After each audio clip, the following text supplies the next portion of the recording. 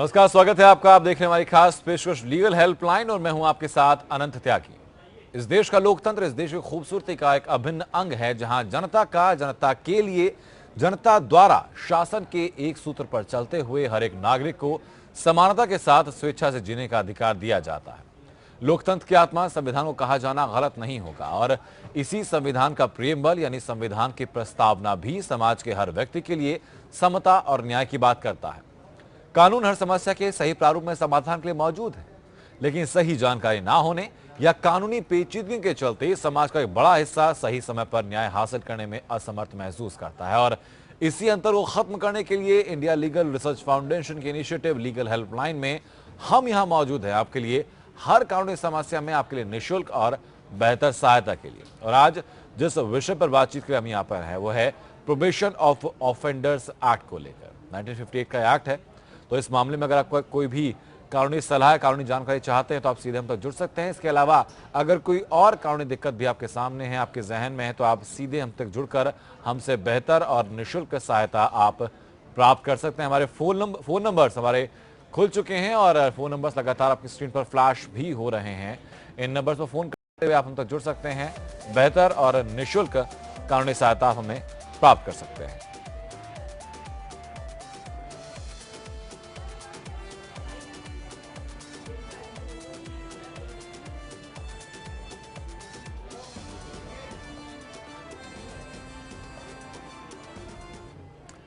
और सर हमारे साथ नोएडा स्टूडियो में मौजूद हैं पूर्व जिला जज श्री दीपक श्रीवास्तव जी। सर बहुत स्वागत है आपका। जब हम लोग बात करते हैं प्रोबेशन ऑफ ऑफेंडर्स एक्ट की, तो इसका एम और ऑब्जेक्टिव क्या है sir? Provision of offenders act basically 1958 में बना था, बट इस संबंध में इससे पहले भी जो क्रिमिनल प्रोसीजर कोड था, ओल्ड क्रिमिनल प्रोसीजर कोड, उसके सेक्शन 562 में भी इस संबंध में प्रावधान किए गए थे, जो अब नए एक्ट में 360 में मिलते हैं जी।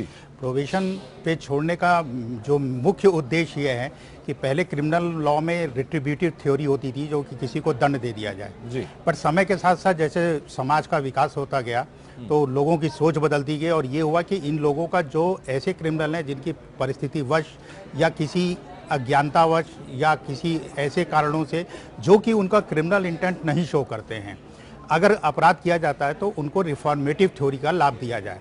इसी रिफॉर्मेटिव थ्योरी से ये प्रोबेशन का उद्भव हुआ, जो कि बेसिकली जो लैटिन वर्ड है एक प्रोवेयर से लिया गया है, टू प्रूव, टू टेस्ट, मतलब उस आदमी को समाज में रख करके उसको टेस्ट किया जाए और उसको अपने को सदाचार अच्छा सिद्ध करने का अवसर प्रदान किया जाए। ठीक है, लेकिन सर इसका प्रोबेशन ऑफ ऑफेंडर्स एक्ट जो है, इसका उल्लेख कहाँ कहाँ है? प्रोबेशन देने का मुख्य रूप से जो उद्देश्य, जैसे प्रोबेशन ऑफ ऑफेंडर्स एक्ट 1958 है जी, क्रिमिनल प्रोसीजर कोड में सेक्शन 360 है जी, और इसके पास juvenile justice care and protection act है। ये तीन जगह आपको इसके मिलेंगे, प्रावधान मिल जाएंगे जी। जो जुवेनाइल जस्टिस एक्ट है, केयर एंड प्रोटेक्शन एक्ट है, उसमें जुवेनाइल के लिए ये प्रोविजन किया गया है जी। जो प्रोबेशन ऑफ ऑफेंडर्स एक्ट 1958 है, वो खुद ये प्रावधानित करता है कि जहाँ वो लागू हो जाएगा, जहाँ पे एक्ट उसको लागू कर लेंगे, वहाँ सेक्शन 360 सीआरपीसी का लागू नहीं होगा, उसका प्रभाव स्वयं खत्म हो जाएगा और फिर प्रोबेशन ऑफ ऑफेंडर्स एक्ट से गवर्न होगा। लेकिन सर सीआरपीसी के सेक्शन 360 में प्रोबेशन ऑफ ऑफेंडर्स एक्ट में दोनों में फर्क क्या है? जब पहले से सीआरपीसी में ये प्रावधान था तो फिर इस अलग एक्ट की जरूरत क्यों पड़ी? हाँ, ये जो जैसे क्रिमिनल प्रोसीजर कोड के अंदर जो प्रावधान दिया गया था वो सिर्फ एक इंडियन पेनल कोड से रिलेटेड था और उसी के अंदर वो गवर्न किया करता था। लेकिन इसके अलावा और भी बहुत से ऑफेंसेस हैं जिसमें कि आदमी क्राइम करता है और उस क्राइम में उस आदमी को ये अपने को ये प्रूव करना पड़ता है कि साहब हमारे संग ऐसा जो हुआ है ये परिस्थितिवश हुआ है या उसका नेचर ऑफ इस तरीके का है ऑफेंस का, कि ही कैन प्रूव हिमसेल्फ। अब ये जब तीनों जगह मिला तो उसका कारण ये था कि प्रोबेशन ऑफ ऑफेंडर्स एक्ट 1958 में बनाया गया, तो इन दोनों में जो अंतर है basically, probation of offenders act में एक सिंपल प्रोविजन ये किया गया है कि किसी भी व्यक्ति के द्वारा यदि कोई ऑफेंस किया जाता है जो मृत्युदंड या आजीवन कारावास से दंडनीय नहीं है, तो केस की परिस्थिति देखते हुए, व्यक्ति का आचरण देखते हुए उसको परिवीक्षा पे प्रोबेशन पे छोड़ा जा सकता है जी। जबकि जो क्रिमिनल प्रोसीजर कोड था उसमें बहुत सी कंडीशंस लगाई गई, उसमें एज और सेक्स के आधार पे अंतर किया गया जी। 360 सीआरपीसी में यह प्रावधानित किया गया कि यदि कोई व्यक्ति 21 वर्ष से कम का है तो उसके लिए तो ये प्रावधानित किया गया कि अगर 21 वर्ष से कम का है या महिलाएं हैं जी। तो उनके लिए तो मृत्युदंड और आजीवन कारावास की कंडीशन लगाई गई और इसके अलावा हर अपराध में दिया जा सकता है उनको प्रोबेशन। लेकिन अगर 21 वर्ष से ज़्यादा का कोई व्यक्ति है तो उसको प्रोबेशन पे छोड़ने के लिए कंडीशन दूसरी है, वहाँ फाइन से पनिशेबल हो या 7 साल की सजा से पनिशेबल हो तभी दिया जा सकता है। ठीक है, लेकिन सर इसका जो सीआरपीसी का जो उपयोग होता है, जो सेक्शन 360 है, उसका उपयोग फिर किस तरह के ऑफेंसेस में होता है, और प्रोबेशन ऑफ ऑफेंडर एक्ट जो है इसका उपयोग फिर जो सेक्शन 4 इसका है उसका उपयोग किन परिस्थितियों में होता है? ये कंडीशन डिसाइड करती हैं, जहाँ पे जैसे मैंने आपको बताया कि प्रोबेशन ऑफ ऑफेंडर्स एक्ट में एज का कोई प्रावधान नहीं किया गया। जी। समटाइम्स क्या है कि जैसे सेक्शन 361 सीआरपीसी का भी है जो ये कहता है कि अगर 21 वर्ष से कम का व्यक्ति है तो उसको आपको प्रोबेशन पे छोड़ना चाहिए, और अगर कोर्ट नहीं छोड़ती है तो इस संदर्भ में वो स्पेशल रूप से कारण लिखेंगे कि भाई आप इनको क्यों नहीं छोड़ रहे जी। हैं, और उसके बाद उनको दंडित करेंगे। जी। अब दोनों में कहाँ लागू होता है ये सवाल उठता जी। है। तो जहाँ पे भी सीआरपीसी से जैसे मान लीजिए 21 वर्ष सेक्स और इनसे अंतर किया गया है, जी। अगर कहीं प्रोविजन ऑफ ऑफेंडर्स एक्ट लागू हो गया तो वहाँ तो वो वही लग जाएगा, उसमें कोई दिक्कत ही नहीं जी। है। लेकिन जहाँ पे नहीं लगा है वहाँ पे दोनों एक्ट एप्लीकेबल हो सकते हैं, बट नॉर्मली उसमें जब क्रिमिनल एक्ट में आता है, आईपीसी के ऑफेंसेस में आता है जो कि दिया गया है, तो उसमें जो है 360 ही लागू होता है। ठीक है सर, क्या ऐसे कुछ ऑफेंसेस डिफाइंड हैं जिनमें कि प्रोबेशन दिया जा सकता है, या फिर ऐसे कोई केसेस जिनमें प्रोबेशन नहीं दिया जा सकता?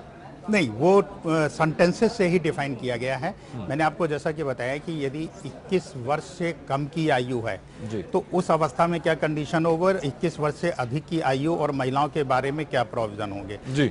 उस अवस्था में लाइफ टर्म और अगर डेथ सेंटेंस से पनिशेबल है तब लागू होता है जी। और यदि 21 वर्ष से ज़्यादा का कोई व्यक्ति है 21 वर्ष है तो उस अवस्था में फाइन या 7 साल की सजा या उससे कम से पनिशेबल ऑफेंस में ही दिया जा सकता है। ऑफेंसेज अलग अलग नहीं डिफाइन किए गए हैं, एडमोनिशन में तो डिफाइन किए गए हैं जो कि सेक्शन 3 में प्रोबेशन ऑफ ऑफेंडर्स एक्ट में आता है या उसमें आता है, लेकिन इसमें प्रोबेशन में देने के लिए ऑफेंसेज डिफाइन नहीं किए गए, सिर्फ पनिशमेंट के आधार पर आप ये डिसाइड करें। जी ठीक है। इस वक्त हमारे साथ लखनऊ स्टूडियो से डीएन श्रीवास्तव जी भी जुड़ चुके हैं, जो कि पूर्व जिला जज हैं और पूर्व सचिव हो रहे हैं लॉ कमिश्नर उत्तर प्रदेश के। सर बहुत स्वागत है आपका। मैं सर आपसे जानना चाहूँगा कि जो प्रोबेशन जो दी जाती है किसी ऑफेंडर को, उसका पूरा प्रोसीजर क्या होता है, ग्राउंड्स उसके क्या रखे जाते हैं और किन शर्तों पर या किन नियमों के तहत उनको दिया जाता है?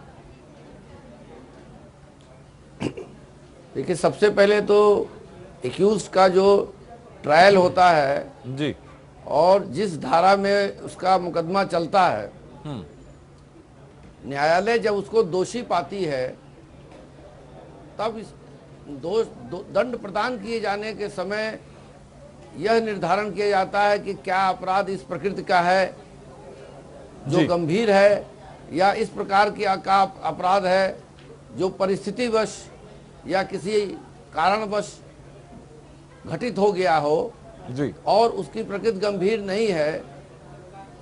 तो रिफॉर्मेटिव थियरी जिसके आधार पर यह कानून बनाया गया है जी, कि मनुष्य को सुधरने का एक अवसर देना चाहिए, उसको ध्यान में रखते हुए provision of first offender act की धारा 3 और 4 के अंतर्गत जेल भेजने के बदले न्यायालय उसको जो है प्रोविजन का लाभ प्रदान करती है जी, और प्रोविजन ऑफिसर के देख रेख में जी, गुड कॉन्डक्ट और अच्छे व्यवहार का बॉन्ड लेकर उसे रिहा कर सकती है। जी।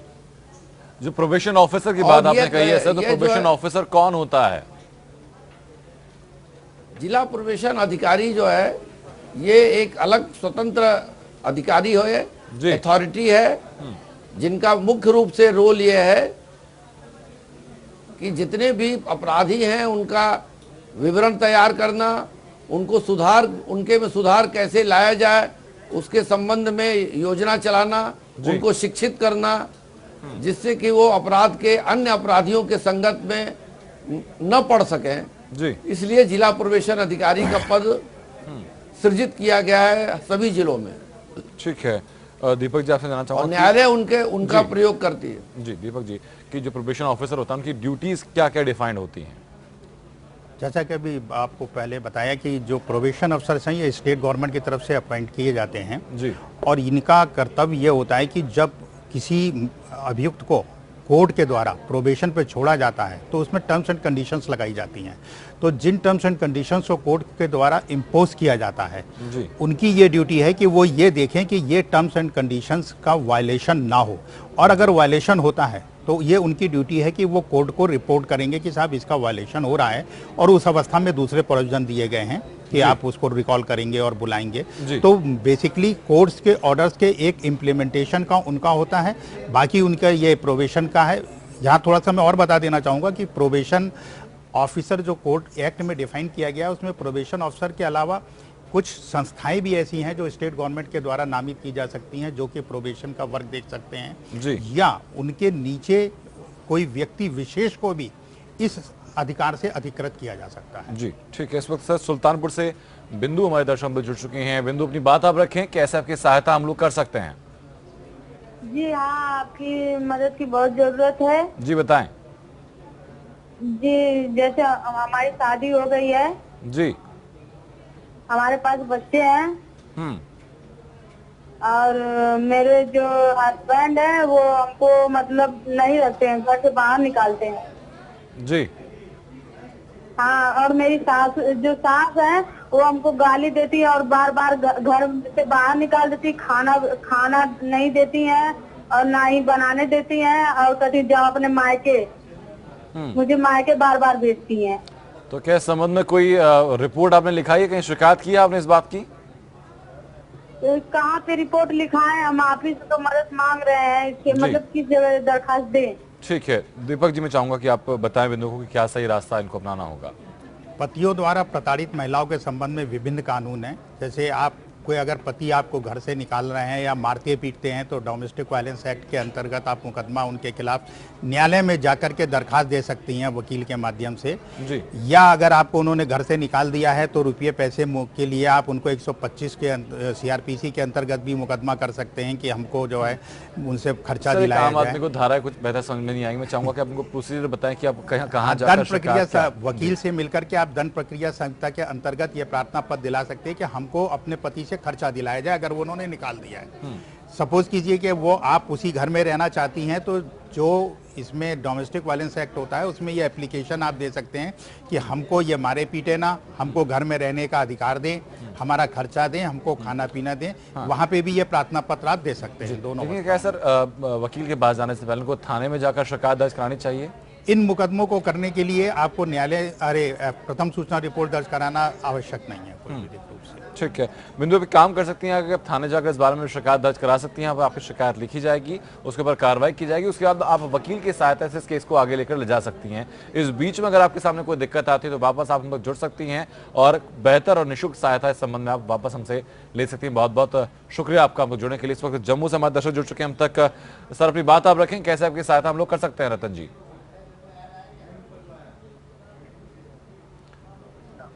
रतन आप तक आवाज पहुंच रही है हमारी? रतन आप जी, रतन साहब जय हिंद। जी जय हिंद। जी सर, हाँ साहब जी मेरी गुजारिश है। जी हेलो जी साहब जी मेरी रिक्वेस्ट है। हेलो सर, आपकी आवाज हम तक पहुंच रही है, रतन अपनी बात आप पूरी कीजिए। मेरी एक गुजारिश है सर, मेरा मतलब ये है कि जनाब मैं बड़ी बार फोन कर चुका सर, मुझे परेशानी ये है कि ऊपर से मौसम बरसात आ रहा है जी। मेरा जनाब कानून कोई नहीं चलता है सर, मेरे पास पैसे नहीं है, मेरे पास मकान नहीं है जनाब, मेरा मकान बर्बाद कर दिया जनाब, मेरे लिए क्या सहायता कर सकती हैं आप? मकान किसने बर्बाद कर दिया आपका? ऊपर पहुंचा दो जनाब मेहरबानी करके सर, मेरा फैमिली जो है वो बरसात में कहाँ रहेगी जनाब, मेरा 20 लाख का मकान जनाब बर्बाद कर दिया सर, पुलिस भी मिली हुई है। अच्छा। और महकमा रेवन्यू जम्मू जी, मेरे गांव का नाम पंजुआ है, तहसील एंड डिस्ट्रिक्ट जम्मू। ठीक है जतन, आपकी बात मैं समझ रहा हूँ। इस मामले में क्या कोई शिकायत आपने दर्ज कराई है? पुलिस के पास शिकायत दर्ज कराई है आपने? साहब जी सर मैंने बहुत कुछ किया जनाब, 6 साल से मैं GC divisional commissioner IG DG जनाब सब तक किया, लेकिन जनाब मेरी किसी नहीं सुनी जी, कोई कार्रवाई हो रही है? ठीक है DN श्रीवास्तव जी, मैं चाहूंगा कि आप बेहतर सहायता करें रतन की, क्योंकि क्या उनको कदम उठाने चाहिए। पुलिस में गुहार लगा चुके हैं, आला अधिकारियों से गुहार लगा चुके हैं, लेकिन निराशा उनको हाथ लगी है। ये चाहे तो अपना प्रत्यावेदन मुख्यमंत्री को भी दे सकते हैं जी और माननीय उच्च न्यायालय में भी ये प्रार्थना पत्र दे सकते हैं जी जहां पर माननीय उच्च न्यायालय ऐसे प्रार्थना पत्रों को जनहित याचिका में परिवर्तित कर सुनवाई स्वयं करती है जी। और हर जिले में जम्मू में भी विधिक सहायता केंद्र बने हैं जी। वहां भी ये अपना प्रार्थना पत्र प्रस्तुत कर सकते हैं और ये बता सकते हैं कि इन्होंने निम्न जगह प्रार्थना पत्र दिए जिस पर कोई सुनवाई नहीं हुई, अतः राज्य सरकार इसमें हस्तक्षेप करके और इनको कानूनी सहायता प्रदान करे और इनका जो विधिक उपचार मिल सके उसको प्राप्त कराए इनका। जी बिल्कुल।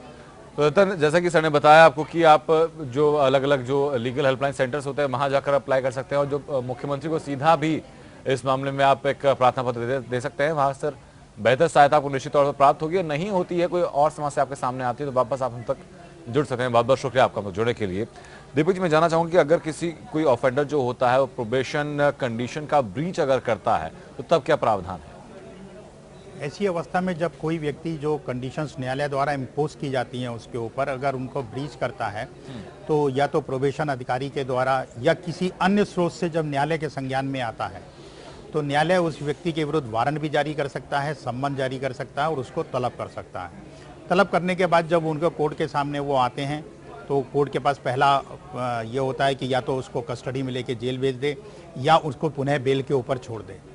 तो और उसके बाद उसको सुनवाई की एक तारीख नियत करता है और उससे पूछता है कि भाई आप बताइए कि आपने क्या कंडीशन का वायलेशन किया जी। यदि न्यायालय ये पता है कि कंडीशन का वायलेशन किया गया है तो उस अवस्था में उनके पास दो ऑप्शंस होते हैं। पहला तो ये कि इमीडिएटली वो उनको कन्विक्ट कर सकते हैं, जिस ऑफेंस के लिए उनको दोषी पाया गया था जी। उसकी सजा सुना करके उनको कार्रवाई करेंगे, या यदि उनको लगता है कि इसको एक मौका और दिया जाना चाहिए तो ऐसी अवस्था में उसको एक बार और मौका दिया जा सकता है।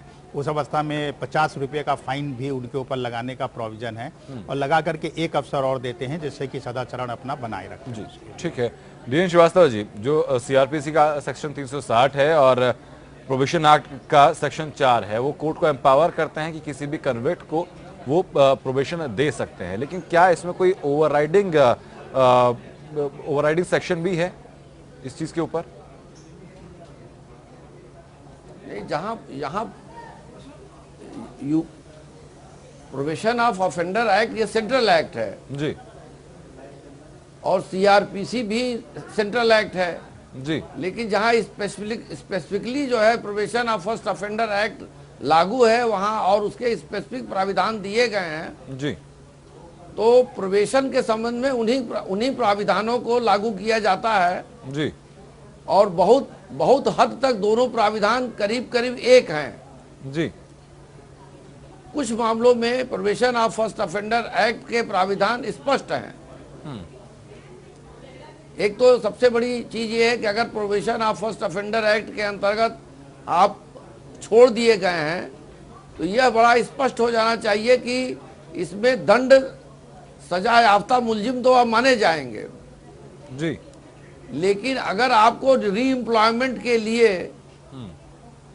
कोई डिस्क्वालिफिकेशन अगर दंड से जुड़ी हुई है तो उससे आपको राहत मिल सकती है जी। मान लीजिए आपको रिमूवल कर दिया गया या आपको डिसमिसल कर दिया गया तो डिसमिसल से आप बच सकते हैं अगर प्रोबेशन पर छोड़े गए हैं जी, क्योंकि उसमें री एम्प्लॉयमेंट नहीं हो सकता है। लेकिन अगर रिमूवल आपका किया गया है जी और प्रोबेशन पर आप छोड़े गए हैं तो आप जो है री एम्प्लॉयमेंट के हकदार होंगे। ये लेकिन स्टिग्मा जो रहता है दंड का वो अपने आप में बना रहेगा आपके ऊपर जी। अगर दोबारा आप अपराध करते हैं तो आप ये नहीं कर सकते हैं कि हम पहले प्रोबेशन पर छोड़ दिए गए हैं जी, इसलिए हम अपराधी नहीं है, पूर्व अपराधी नहीं है जी। ठीक दंड है, का जो स्टिग्मा है वो बना रहेगा। ठीक है। दीपक जी, 1958 का यह एक्ट है तो क्या मौजूदा परिस्थितियों को देखते हुए कुछ रिफॉर्म्स की जरूरत महसूस होती है आपको इस एक्ट में? हाँ, कुछ मतलब एक्ट में ऐसे बहुत चेंजेस नहीं है, बट जैसे रूल्स बनाने के प्रावधान हैं इसके अंतर्गत सेक्शन 17 में दिया गया है कि स्टेट गवर्नमेंट अपने रूल्स बना सकती है। रूल्स बनाने से क्या है, उससे एक अथॉरिटी वगैरह बना सकते हैं। जैसे मैं आपको बताऊं, कर्नाटका स्टेट है, कर्नाटका स्टेट में इस संबंध में वहाँ पे एक बोर्ड बना हुआ है। जो स्टेट का बोर्ड है उसका ऑनरेबल हाई कोर्ट का एक जज उसका चेयरमैन होता है और मेंबर है, और डिस्ट्रिक्ट में जो सेशन जज होते हैं वो उसके चेयरमैन होते हैं। तो वहाँ पे इसको बहुत इफेक्टिवली इम्प्लीमेंट किया जा रहा है। दूसरा स्टेट हमारे यहाँ केरला है, केरला में भी इस तरह के प्रावधान किए गए हैं।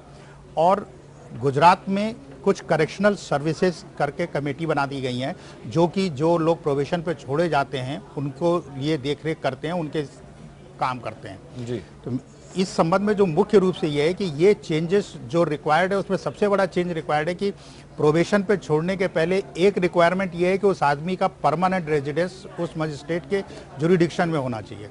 अब ये कहने में बहुत आसान है कि परमानेंट रेजिडेंट होना चाहिए उसको, बट आप भी जानते हैं कि ज़्यादातर जो स्टडीज़ हैं उन्होंने ये दर्शाया है कि जो गरीब लोग, लेबर क्लास है, ये लोग ज़्यादा क्रिमिनल्स हैं जो कि क्राइम में इन्वॉल्व है, जिनके करेक्शन मेजर्स की आवश्यकता है। और इनका परमानेंट कोई प्लेस भी नहीं होता है, बिकॉज वो अपनी अर्निंग के लिए इधर उधर घूमते रहते हैं। तो ये चेंज भी होना आवश्यक है कि इस कंडीशन को हटा दिया जाए।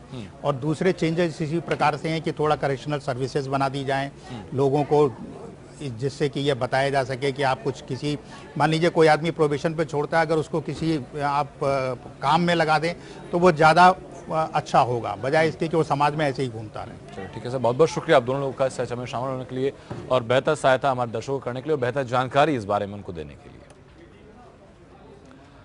इंडिया लीगल रिसर्च फाउंडेशन के इनिशिएटिव लीगल हेल्पलाइन का एकमात्र उद्देश्य यही है कि समाज के हर वर्ग के हर व्यक्ति को समान रूप से सही समय पर बेहतर न्याय मिले। उस बारे में अगर कोई दिक्कत आपके सामने आती है तो लीगल हेल्पलाइन में हम लोग यहाँ मौजूद रहेंगे आपके लिए हर कानूनी समस्या में बेहतर और निःशुल्क सहायता के लिए।